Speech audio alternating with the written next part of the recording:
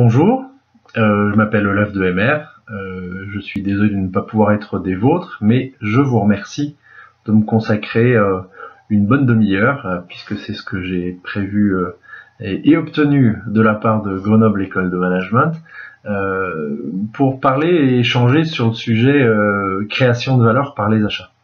Sujet qui me tient à cœur puisque c'est celui que je travaille depuis très longtemps. Merci évidemment aux gens de Safran de nous accueillir et puis peut-être d'engager le dialogue sur ce sujet-là. Je compte sur Hugues Poissonnier qui est probablement à côté pour servir de complément bien entendu à tout ce que je vais dire. Évidemment corriger les bêtises que j'aurais pu exprimer. On a largement débattu de ces sujets-là et travaillé ensemble, vous le verrez un petit peu plus tard. Merci donc de cette occasion et je vous propose d'aller un petit peu plus loin et d'engager le sujet création de valeur par les achats. D'où est-ce que je vous parle? C'est peut-être important de savoir d'où fait que je m'autorise à prendre la parole sur ce sujet-là. Il se trouve que je prétends effectivement être conseil en création de valeur. C'est un grand mot, mais je vous expliquerai bien entendu ce qu'il y a derrière.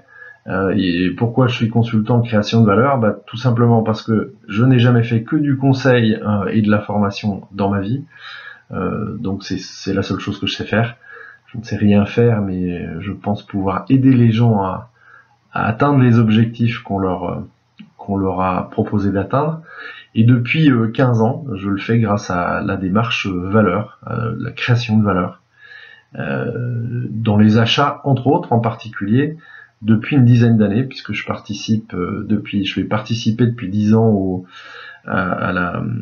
développement du cabinet Massaï, qui est devenu ensuite Lovendal Massaï, qui est en train de devenir Alma maintenant, donc un des acteurs un peu de référence dans le monde de la maîtrise des coûts d'achat, dans lequel je rejouais un rôle particulier justement autour de la méthodologie de création de valeur. Sur des projets dans absolument tous les domaines, pas que d'ailleurs les achats, pas que les achats techniques bien entendu, c'est pertinent, mais également sur la conception de produits, sur l'optimisation de process, sur l'optimisation d'organisation, de systèmes d'information, en allant jusqu'à l'élaboration ou l'amélioration de business model, donc de sujets beaucoup plus stratégiques, y compris, on en reparlera probablement, la RSE et tous les domaines, je dirais, nouveaux de développement de l'entreprise, dans à peu près tous les domaines.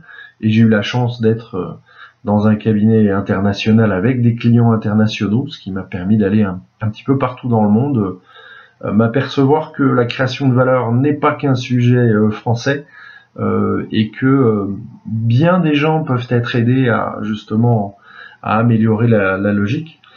Ce qu'on sait depuis des années, il se trouve que je représente également l'AFAV, qui est l'association en France qui réunit les professionnels de la valeur, depuis plus de 30 ans maintenant.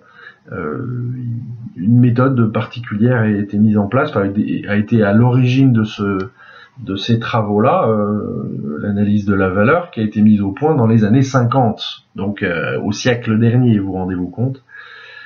Donc on a beaucoup d'expérience autour de cette logique valeur et de son utilisation de façon pertinente pour la création de valeur, pas que dans les achats, mais aussi.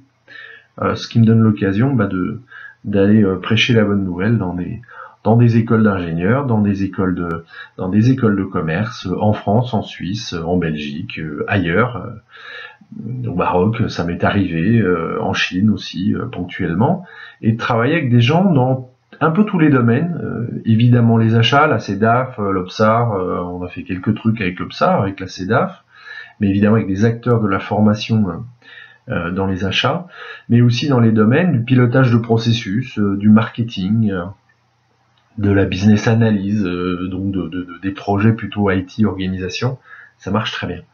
Ce qui m'a donné l'occasion, ou a rendu possible l'édition, avec d'ailleurs un co-signataire, Hugues Poissonnier, qui est juste à côté de nous, probablement, avec lequel on a pu co-signer un ouvrage où on rassemble des spécialistes de différentes méthodes d'amélioration de l'entreprise dans tous les domaines, avec la logique valeur. Donc c'est l'idée du bouquin Valeurs et Management, édité en 2013, dans lequel Hugues a écrit un passage, un chapitre sur le côté contrôle de gestion et création de valeur à travers le contrôle de gestion. Et puis j'ai pu participer avec un petit bout de chapitre sur la création de valeur par les achats, entre autres d'ailleurs avec Laurent Janin qui sort de cette noble entreprise qu'est Safran pour aller disséminer ces sujets de création de valeur par les achats aussi. Donc on est une vingtaine de spécialistes à avoir travaillé sur valeurs et management et à avoir ensuite proposé de former des gens à cette logique-là.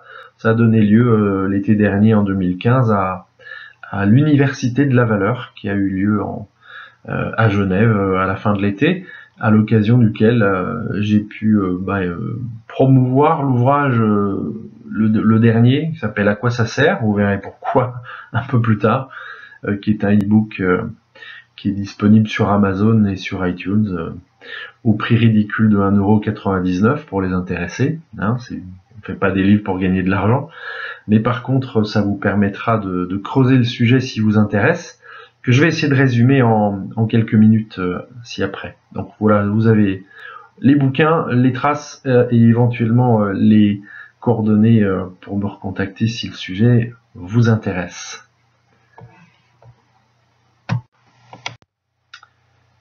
Voilà, le sujet donc du temps qu'on va passer ensemble, c'est la création de valeur.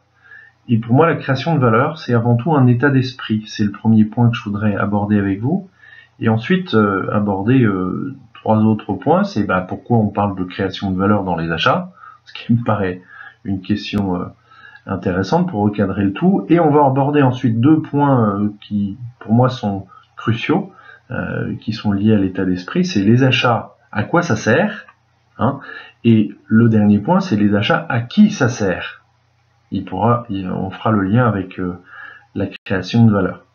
Donc, la première chose que je voulais aborder, c'est l'état d'esprit de la création de valeur. Et pour ça, je vais prendre une image que probablement vous connaissez déjà, qui est le Petit Prince de Saint-Exupéry. Vous connaissez sans doute l'histoire de cet aviateur perdu dans le désert, en train de réparer son avion pour pouvoir repartir et sauver sa vie.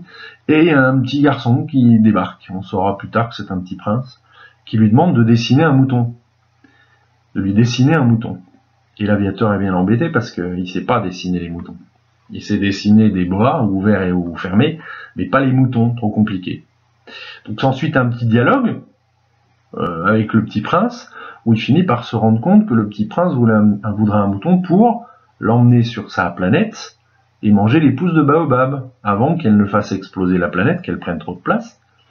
Mais il faudrait aussi que la rose qu'il a ne soit pas dévorée par le mouton. Donc tant qu'il est là, ça va. Mais quand il dormira, il faudra protéger la rose. Donc l'aviateur a une idée, c'est qu'il va non seulement il va pouvoir aussi fournir au petit prince l'enclos et puis la boîte pour emmener le mouton sur sa planète. Donc au lieu de dessiner un mouton, il dessine une boîte avec des petits trous pour respirer pendant le voyage. Et le petit prince a jamais vu un aussi joli mouton. Alors où ça nous mène? C'est qu'en fait, l'aviateur a répondu avec les moyens qu'il a, sachant qu'il ne peut pas fournir, il ne peut pas répondre à la demande correctement de dessiner un mouton, donc il a dessiné une boîte à la place. Une boîte qui en fait répond beaucoup mieux à l'utilité que veut le petit prince. Et la promesse de mouton à l'intérieur de la boîte est beaucoup plus efficace pour répondre aux besoins du petit prince que le dessin du mouton lui-même. Donc l'aviateur a en fait répondu pas du tout à la demande, mais aux besoins, en complétant la demande du petit prince qui voulait un mouton. Il lui a aussi donné la boîte, ce qui lui permet de ne dessiner que la boîte et de le satisfaire encore mieux que s'il avait dessiné le mouton. Exemple parfait de contribution de valeur. La valeur d'une chose qu'on vous demande n'est pas liée à la chose, elle est liée à son utilité, qu'on va définir grâce à la question à quoi ça sert, qu'on va évidemment poser à la partie prenante, c'est-à-dire au moins celui à qui ça sert. Ce qui permettra, une fois qu'on connaît le vrai besoin, de se dire mais que suffit-il? il faudrait un mouton plus un enclos plus une boîte. Mais il suffit d'une boîte et d'imaginer le mouton à l'intérieur, puisque c'est un petit prince un peu rêveur.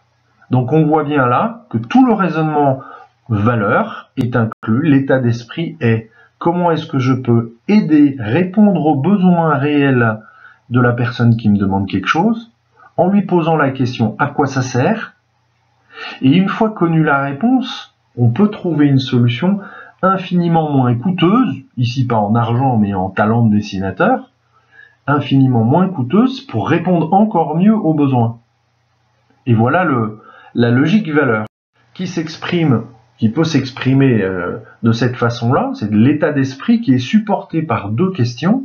La question à quoi ça sert, qui permet, posée aux parties prenantes, de connaître les besoins auxquels répond la solution imaginée, et puis de challenger les ressources qu'on allait mettre dans la solution pour en mettre ce qui suffit pour répondre aux besoins, ce qui permet d'améliorer la solution en répondant aux vrais besoins d'une meilleure façon, avec moins de ressources.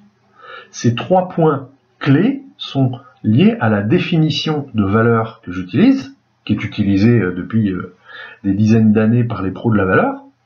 C'est le rapport entre l'utilité, donc la satisfaction des besoins, et les coûts, donc les ressources consommées. Répondons aux besoins en les connaissant, aux utilités, en mettant moins de ressources, ce qui générera moins de coûts.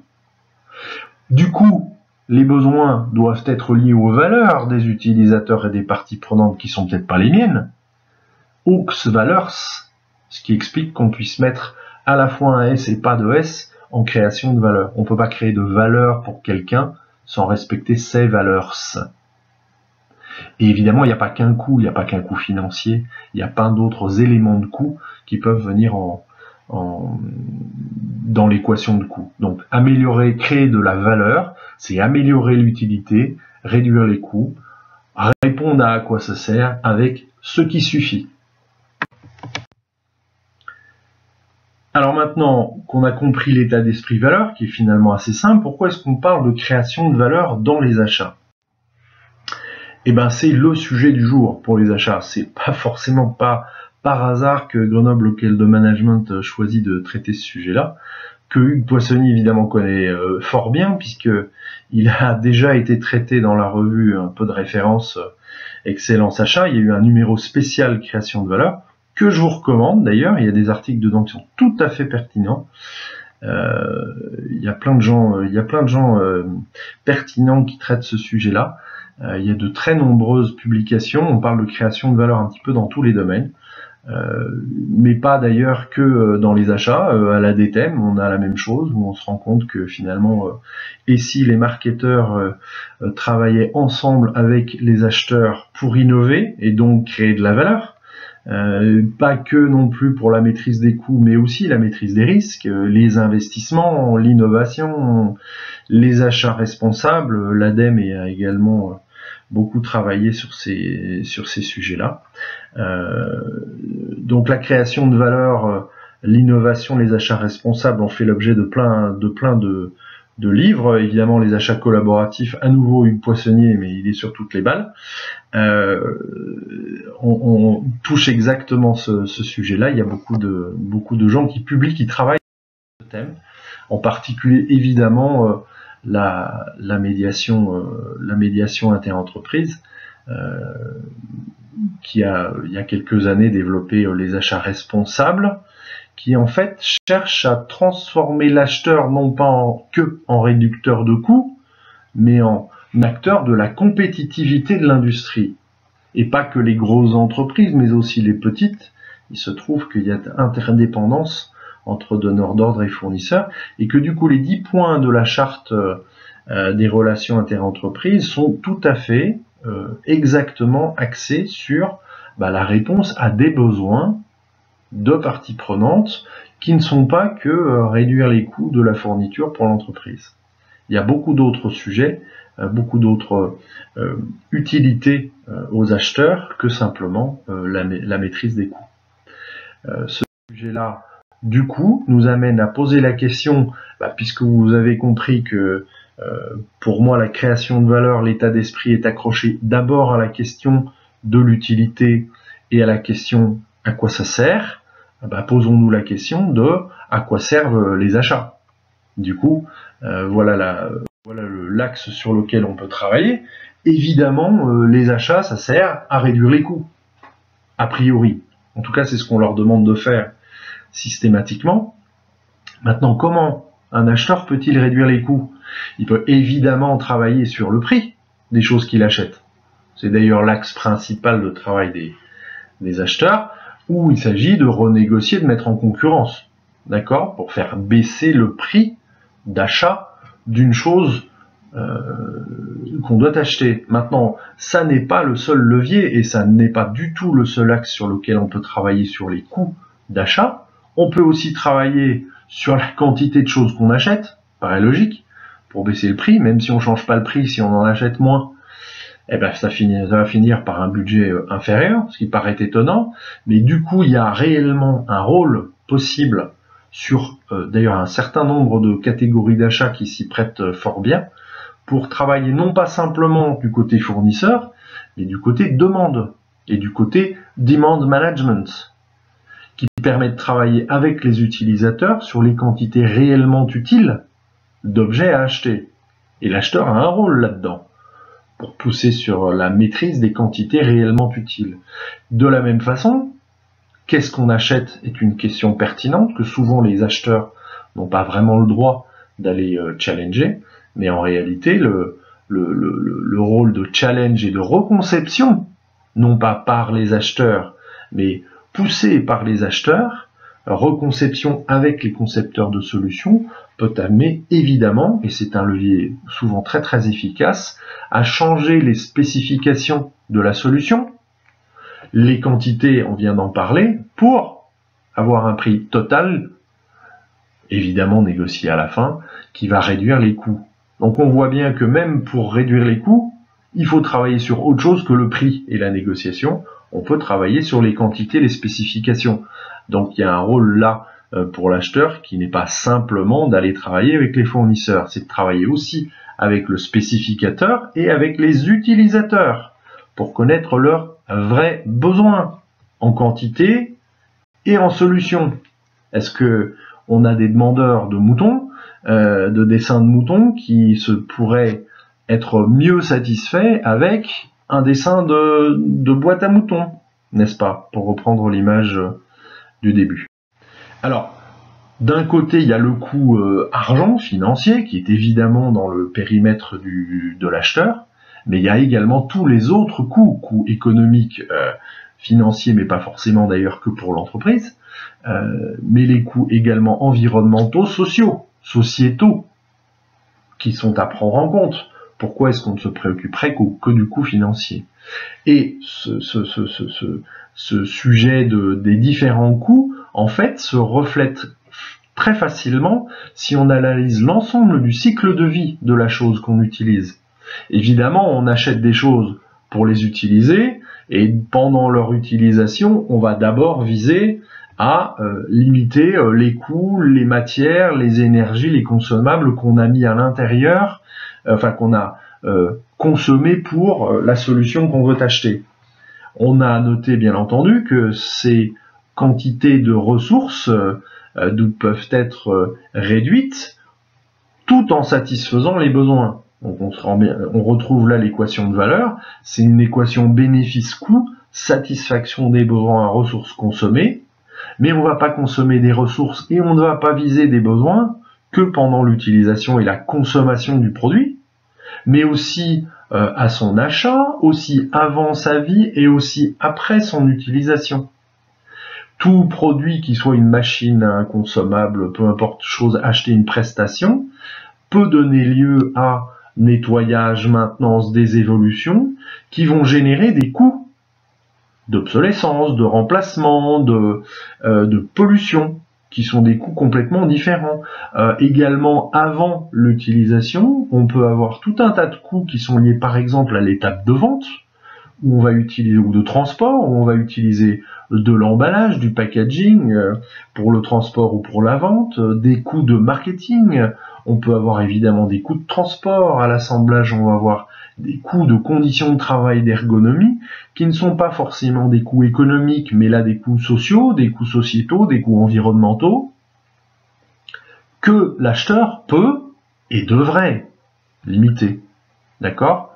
Le côté coût, évidemment il faut maîtriser les coûts, mais il ne faut pas, par contre, limiter les bénéfices en réduisant les coûts. On connaît tous de rôle d'acheteurs qui achètent des choses pas chères, qui ne répondent pas aux vrais besoins.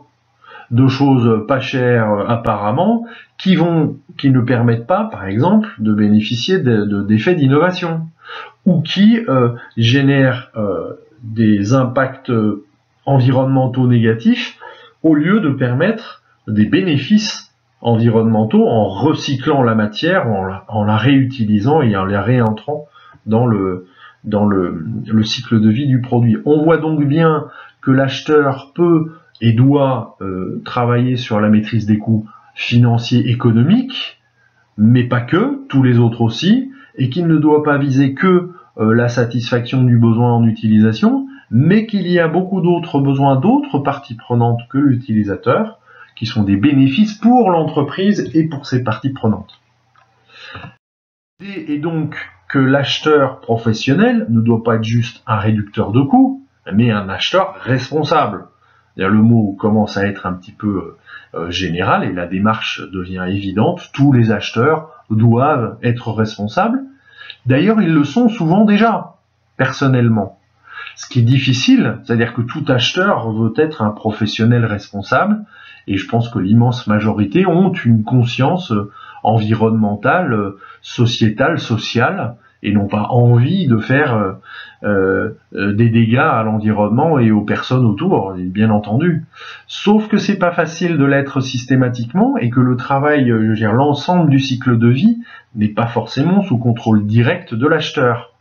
Donc l'idée est que des méthodes professionnelles d'achat supposent un comportement responsable. Maintenant, il faut avoir les méthodes qui vont bien, que la tension souvent réside entre un objectif court terme d'économie financière contre un impact long terme économique, sociétal, environnemental. Et que finalement, l'engagement de la direction, c'est pas juste un rôle de l'acheteur lui-même, c'est une vision par la direction achat et la direction régionale du vrai rôle de l'organisateur, de la vraie utilité, de la vraie valeur ou des valeurs sur lesquelles l'acheteur doit contribuer, et bien entendu des méthodes et outils qui permettent à l'acheteur de professionnaliser cette démarche responsable. Donc la logique valeur est un état d'esprit qui est indispensable, dont beaucoup disposent. Il faut pouvoir l'instrumenter et mettre en œuvre cette logique, pas que l'acheteur tout seul, mais tous les gens concernés par la conception, l'utilisation, la réutilisation, etc. Y compris bien entendu les fournisseurs. On voit d'ailleurs, des études que j'ai pu contribuer à travailler avec l'ADEME, ont montré, et avec Lovendal Masai, ont montré qu'il y a une vraie synergie autour des achats verts, contrairement à ce qu'on peut croire a priori. Acheter environment friendly devrait être a priori plus cher. C'est tout à fait erroné. Il y a énormément d'exemples qui prouvent que en étant meilleur pour l'environnement, on va à la fois satisfaire l'environnement à plus long terme, limiter par exemple les quantités de déchets déversés dans la nature sans traitement, en satisfaisant des clients qui vont être utilisateurs de ces soi-disant déchets parce que ce pourra être des entrants pour eux, en faisant des économies financières et en menant à des innovations. Donc l'a priori de rajouter l'impact environnemental comme un coût devrait amener à un surcoût des choses achetées. Une analyse et une approche méthodique de la valeur complète permet de se rendre compte que souvent, entrer par un axe, je dirais, militant environnemental permet aux entreprises à la fois de servir mieux leurs clients, de dépenser moins d'argent et d'innover. C'est un exemple qui permet de montrer, quand on se pose la question à quoi servent les achats, de découvrir qu'ils peuvent avoir d'autres rôles et qu'ils peuvent compléter le rôle de réduction des coûts par les réductions des coûts et l'amélioration de la valeur à plusieurs étages. La deuxième question que je voulais traiter, c'est mais les achats, ça sert à qui? Ça sert à quoi? On vient d'en parler, mais ça sert à qui? La question est intéressante parce que, alors le schéma est un peu compliqué, je vais y revenir, mais la réponse est les achats ne servent pas que à réduire les coûts pour l'entreprise. Les achats sont intermédiaires, d'ailleurs il y a plusieurs catégories d'acheteurs qui ont des interlocuteurs et des parties prenantes complètement différentes, qui ont des interlocuteurs directs qui seront évidemment les fournisseurs, mais selon qu'on est acheteur approvisionneur, eh bien on va travailler avec les fournisseurs actuels de l'entreprise. L'objectif là est d'obtenir d'eux les produits services en qualité, coût, délai qui vont bien, qui ont été contractualisés pour répondre aux besoins des gens qui vont utiliser les produits et les services, qui sont pour les achats indirects les employés d'entreprise, pour les achats directs qui sont la fabrication des produits et services qui n'ont pour raison d'être que de satisfaire les clients. Donc l'acheteur procurement appro qui joue bien son rôle, va utiliser les ressources des fournisseurs pour répondre aux besoins de la fabrication, pour répondre aux besoins des clients. D'accord?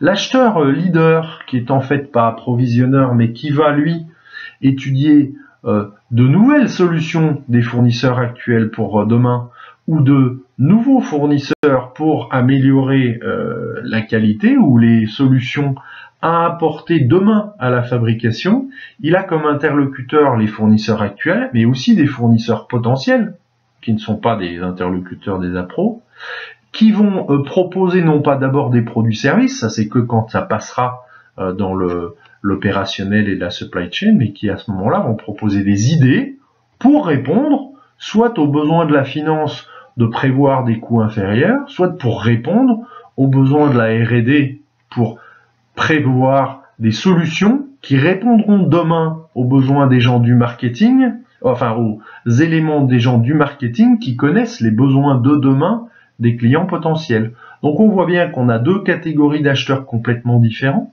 qui ont des interlocuteurs complètement différents, des rôles complètement différents, des critères de performance complètement différents. On comprend que la création de valeur par chacun des acheteurs est d'utiliser ce qui est disponible d'un côté comme ressource pour répondre aux besoins de leurs interlocuteurs. On voit apparaître que différents acheteurs ont comme interlocuteurs des parties prenantes internes et externes différentes qui ont des besoins différents. Donc la création de valeur, c'est-à-dire l'utilité pour les parties prenantes et les ressources à minimiser sont complètement différentes.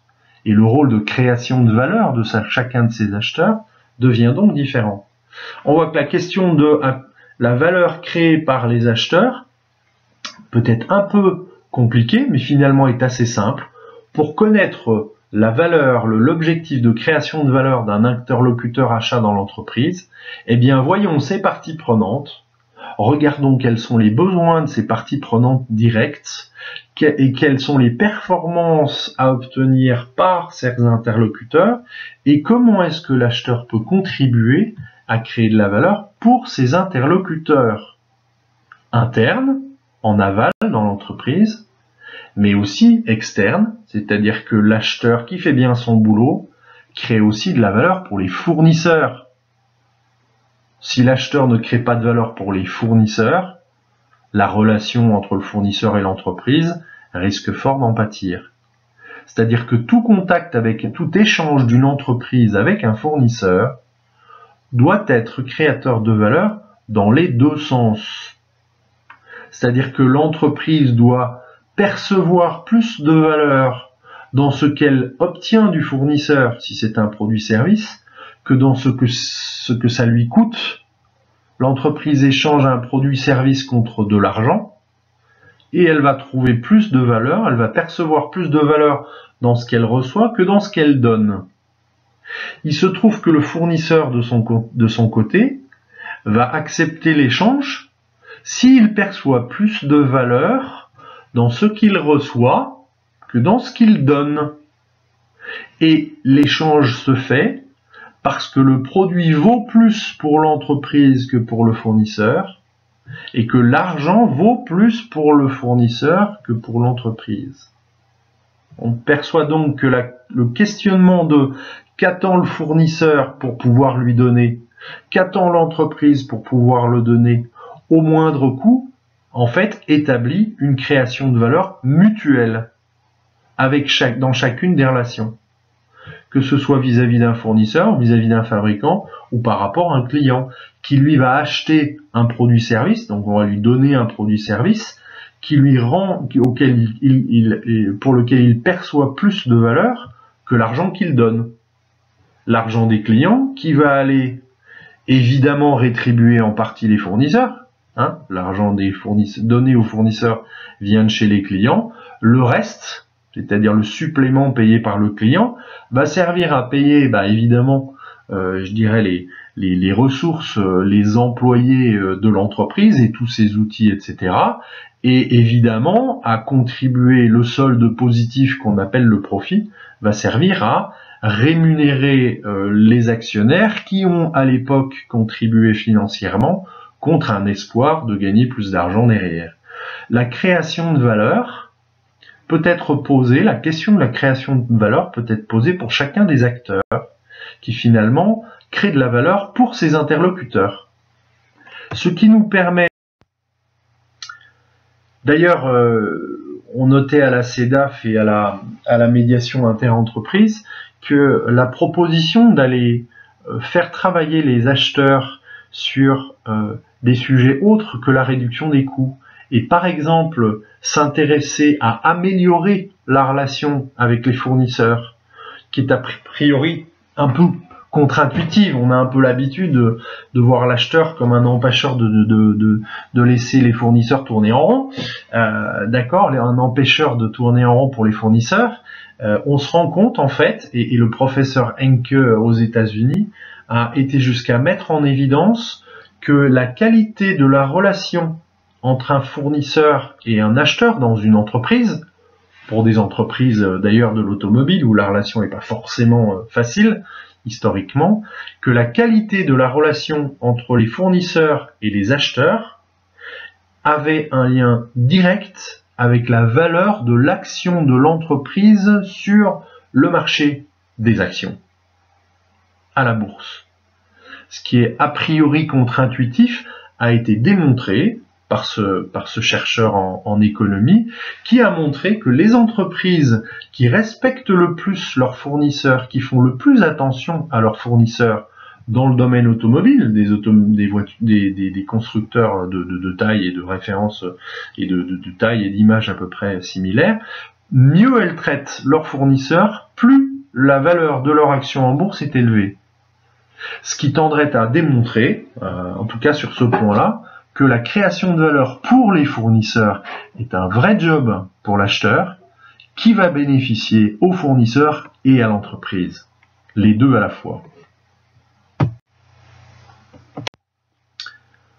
Donc, suite à cette exploration de la création de valeur par les achats, on se rend compte qu'en réalité, les achats peuvent créer de la valeur pour chacune de leurs parties prenantes.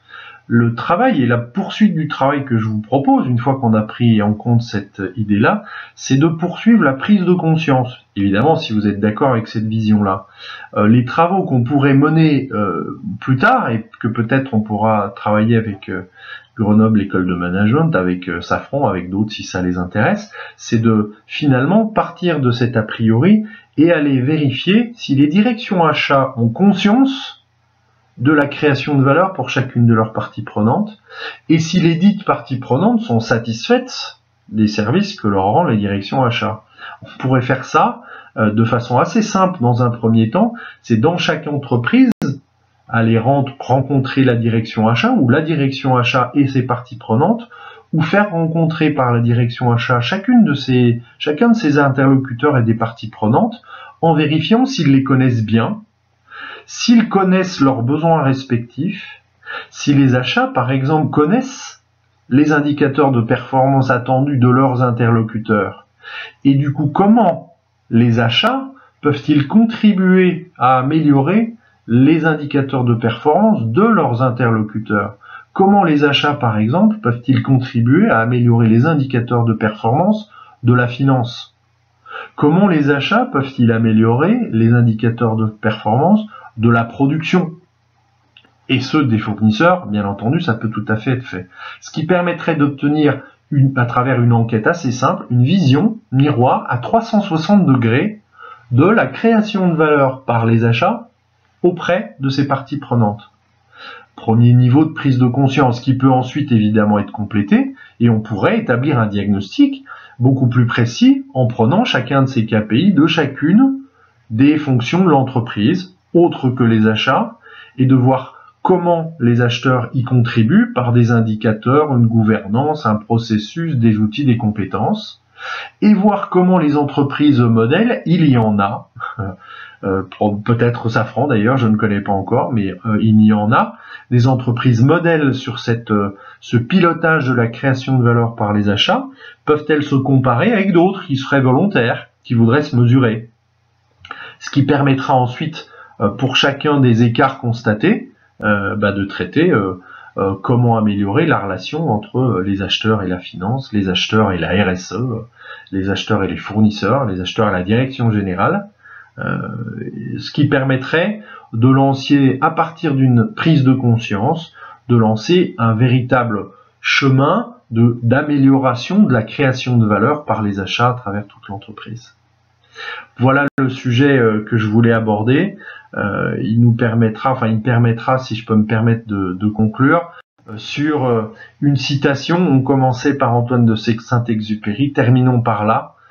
Pour moi, en résumé, la création de valeur, c'est un état d'esprit que Saint-Exupéry avait bien illustré par Le Petit Prince, et je pense qu'il illustre parfaitement par cette citation dans un autre ouvrage qui est Terre des Hommes, dans lequel il a écrit « Il semble que la perfection soit atteinte, non pas lorsqu'il n'y a plus rien à ajouter, mais lorsqu'il n'y a plus rien à retrancher. » Rien d'utile, bien entendu. Voilà, je vous laisse avec cette citation et avec Hugues Poissonnier et les gens de Grenoble École de Management. Merci pour votre écoute. N'hésitez pas à me recontacter si ça vous paraît pertinent de discuter de ce sujet ou de le pousser plus loin par l'enquête, par exemple, que je proposais. Merci beaucoup.